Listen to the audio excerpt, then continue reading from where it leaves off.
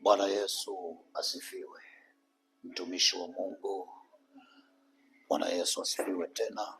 Taifa la Mungu, tumepata neema tena katika usiku huu kuendelea kujifunza neno la Mungu. Leo tunaendelea na mwendelezo wa ujumbe wetu wa somo la ndoto. Somo letu linasema ndoto kama lango. Tuliangalia sehemu ya kwanza na tukaangalia sehemu ya pili, na sasa tunaenda kuangalia sehemu ya tatu kwenye lango la ndoto. Mungu wa mbinguni akupe neema ya kuelewa, akupe neema ya kuamini maneno haya, na akupe usikivu mzuri ili upate kuelewa haya ya kusaidie kwenye maisha yako. Amen. Somo linasema ndoto kama lango. Tulikwenda kwenye hatua ambayo tulifikia tukatazama namna ambavyo ndoto haitafasiriwi kwa mtiririko wa kile tunachoona. Yaani kwa lugha nyepesi, nikiona Biblia haina maana Mungu anaongea kuhusu Biblia. Nikiona kiti haina maana Mungu anaongea kuhusu kiti. Kwamba ndoto ni fumbo, kwamba anaweza akaonyesha taa lakini akawa na maelezo tofauti na taa. Anaweza akaonyesha mto lakini ikawa na maelezo tofauti na mto. Kwa hiyo ndoto ni fumbo. Uko mbele nafikiri tutakakokwenda ndio tutaelewa jinsi sasa ya kupata maana au tafasiri, lakini nilitoa maelekezo kwa kina nikasema anayetoa ndoto ni Roho wa Mungu na atakayekupa tafsiri ya ndoto ni Roho wa Mungu. Asante na kukaribisha tena.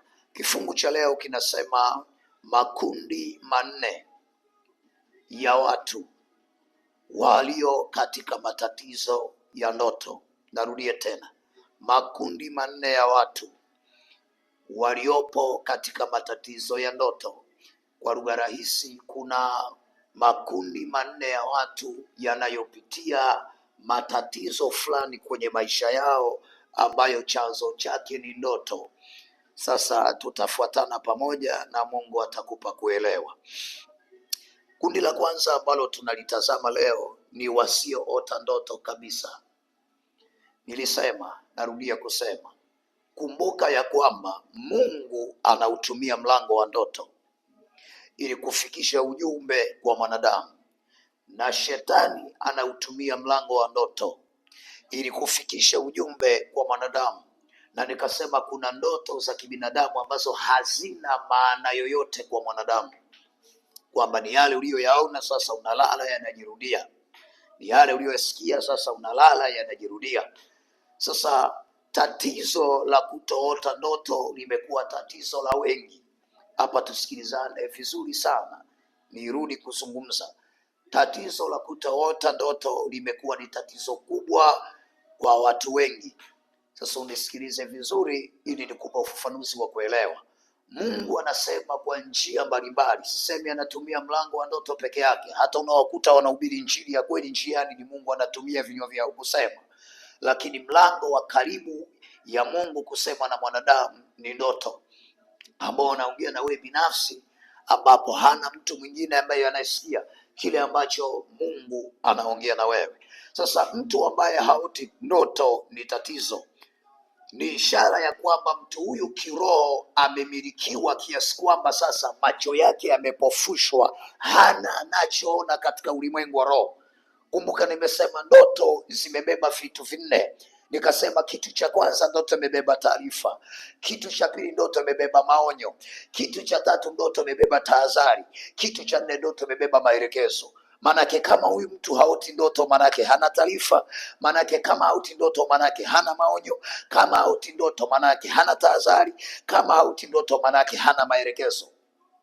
Nafikiri ushaelewa sasa anavyokuwa amepoteza huyu mtu ambaye hapati au haoti ndoto.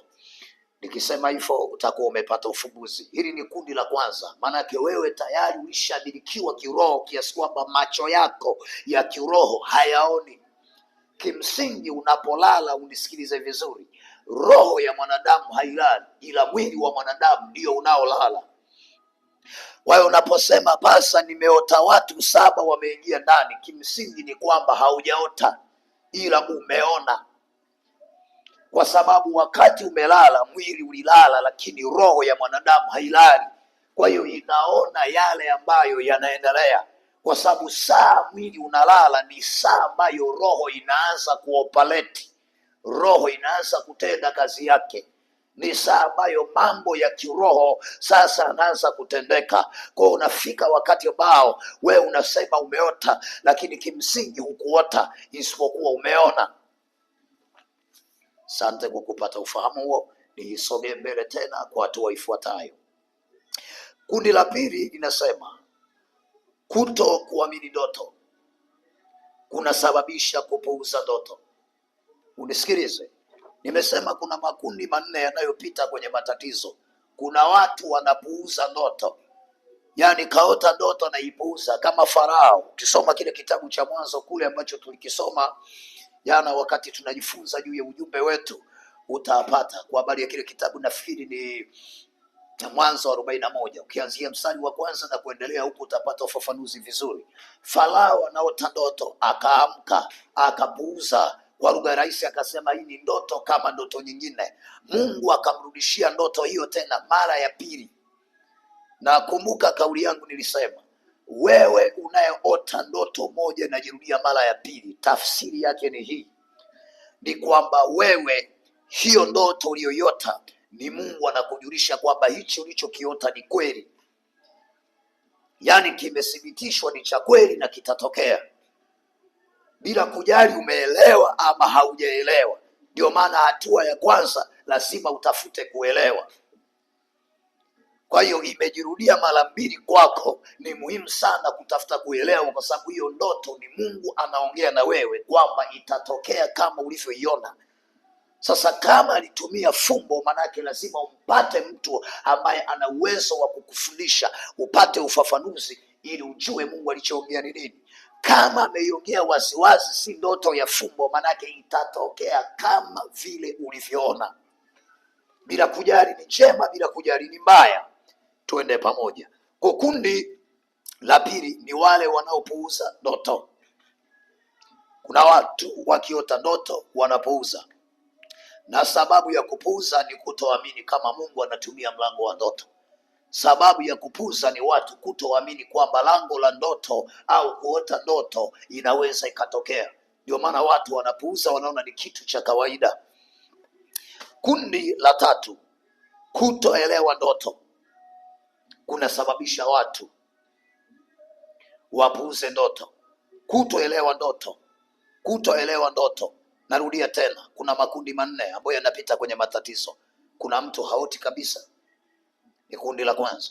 Kuna mtu anaota lakini anapuuza, ni kundi la pili. Huyu yuko hatarini, maana Biblia inasema kwenye kitabu cha Ayubu tulisoma 33 mstari wa 14, kwa maana Mungu hunena mara moja, naam hata mara ya pili, ajapokuwa mtu hajali. Kwamba inapotokea mtu amepuuza kile alichoambiwa na Mungu, Mungu hurudia tena kusema naye, kwamba huyu mtu amedharau kile ambacho Mungu amemsemesha. Kwa hiyo inamgharimu sasa Mungu arudie kuongea naye tena mara ya pili. Sasa nimesema kundi la tatu ni kutokuelewa kwamba ndoto anaota. Mwingine kupuuza, hapuuzi, lakini sasa haelewi.